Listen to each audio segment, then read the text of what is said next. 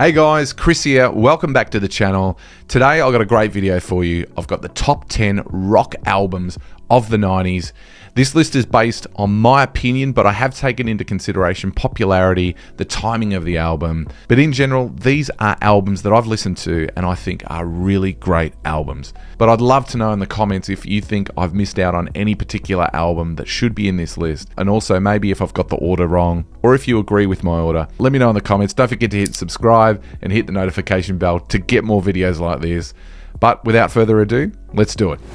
Number 10 is Metallica's Black Album, one of the most groundbreaking in history, produced by Bob Rock, taking Metallica's sound into a whole new level, making it a lot more accessible to the mainstream. The sound on this album was absolutely massive for the time, and with standout tracks such as Sad But True, Wherever I May Roam, and the massive song Nothing Else Matters, this album was definitely worthy of the top 10. Number 9, I've got the album Live Through This by Hole. Now, this album was released in 1994 and is widely regarded as one of the most defining pieces of 90s alternative rock.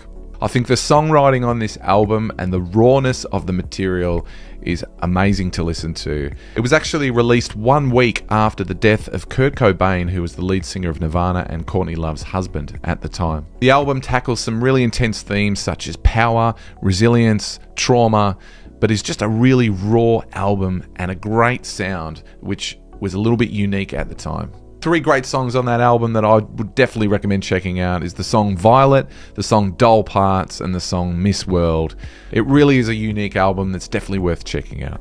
Number 8, you've got the album Blood Sugar Sex Magik by the Red Hot Chili Peppers. Now, when this album came out, it completely blew me out of the water. I'd never heard a sound like this. The songs were so interesting, and the sound of funk rock was just so refreshing to hear at the time. They've since become a commercial success, obviously, but this album was so groundbreaking at the time.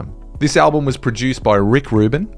An interesting fact about this album is the band put themselves up in a haunted mansion in the Hollywood Hills to record this album, and apparently Chad Smith was a bit too scared to stay overnight, so he didn't stay overnight, but the rest of the band did.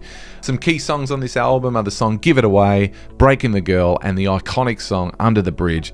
This album definitely made an impact on the music landscape when it was dropped in 1991. Number 7, you got the album Dookie, which was released in 1994 by the band Green Day.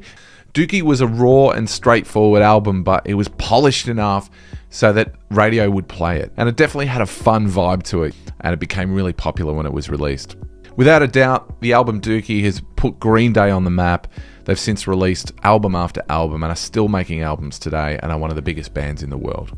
Standout songs on this album, I would say, are When I Come Around, the song Longview, and also the song Basket Case, which is an album track which has become really popular afterwards. Go check it out if you haven't already. An amazing album. Number 6, you've got the album 10 by Pearl Jam. Now, this was their debut album, and the song Alive was the single that they used to promote the album. And I remember when I heard the song Alive for the first time, I thought, wow, what is this sound? It's a rock sound, but it's just got this whole bit of a Jimi Hendrix vibe underneath it. Quite unique for the time. When you look at the album itself, you've got the songs Black, Even Flow, Alive, and even the song Jeremy with its much more introspective lyrics. The album has a lot of light and shade and showcases the band really, really well, and definitely deserves its place in the top 10 albums of the 90s for sure. Number 5, you've got the album Nevermind from Nirvana, produced by the legendary Butch Vig. A single on this album was Smells Like Teen Spirit, but when you listen to this album, you've got tracks like In Bloom, Lithium, and Come As You Are that are amazing tracks. The production on this album was such a lift from what Nirvana was doing previously with Butch Vig jumping on board. It was a hugely popular album at the time, and it put the Seattle grunge rock scene on the map globally. But Nevermind remains one of the most iconic albums in history. Number 4, I've got Rage Against the Machine's self-titled album, released in 1992, which was also their debut album. Led by Zach De La Rocca's powerful vocals and Tom Morello's unique way of playing the guitar, this album was absolutely fierce when it came out. The sound on this album was quite unique at the time. It blended guitar riffs with a hip-hop sensibility, but it was truly a rock sound. Standout tracks on this album include Killing in the Name, Bomb Track, and also Know Your Enemy. The album ended up going triple platinum in the US and is still celebrated today for its revolutionary sound. Number 3, I've got the album Jagged Little Pill by Alanis Morissette. Now, this album was released in 1995 and in my opinion is actually underrated. It's one of the greatest albums of the 90s in my opinion. The track list on that album, I barely skip any of the tracks. They're all amazing songs. Obviously, the single called You Oughta Know was released to promote the album, but so many other songs came off that album. You've got the song Hand in My Pocket, You Learn, and also the song Ironic, which came off that album. A great blend of alternative rock and pop. In my opinion, Jagged Little Pill is a timeless piece of work that offers honesty and depth in its songwriting, and it's well worth a listen. Number 2, I've got the album Superunknown by Soundgarden. If you can imagine Black Sabbath meets the Beatles, that's how it sounds. It's huge. The song Black Hole Sun was the single off the album. Some standout songs on this album are the song Spoon Man, The Day I Tried to Live, and also the song Fell on Black Days is huge as well. The album is definitely brilliant because of its adventurous nature, and the band didn't want to try and sound commercially successful.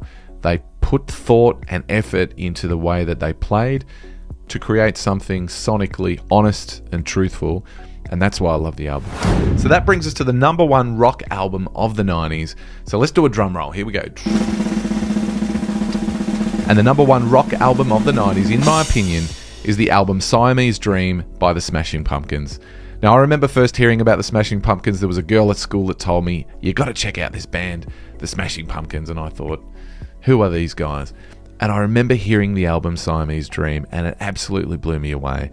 The single Disarm was the single that they went with on the album, but when you look at the album and you listen to each of the songs, the unique sound and the oversaturated guitars with Billy Corgan's voice is just addictive and amazing, and their use of light and shade in their songs is truly unique as well. There's so many great songs on that album, like the song Mayonnaise is a standout. I even love the song Geek USA. Some other iconic songs on the album include Cherub Rock, the song Today, which was a big hit as well. But there you have it. That's my number 1 rock album of the 90s, Siamese Dream by Smashing Pumpkins. So I'll be curious as to your opinion on if I've missed anything on this list. Let me know in the comments, and even let me know if you think I got the order around the wrong way, or if you agree with my order. Let me know too. But there you have it, top 10 rock albums of the 90s. Don't forget to hit subscribe. Let me know in the comments what your thoughts are, and I'll see you on the next video.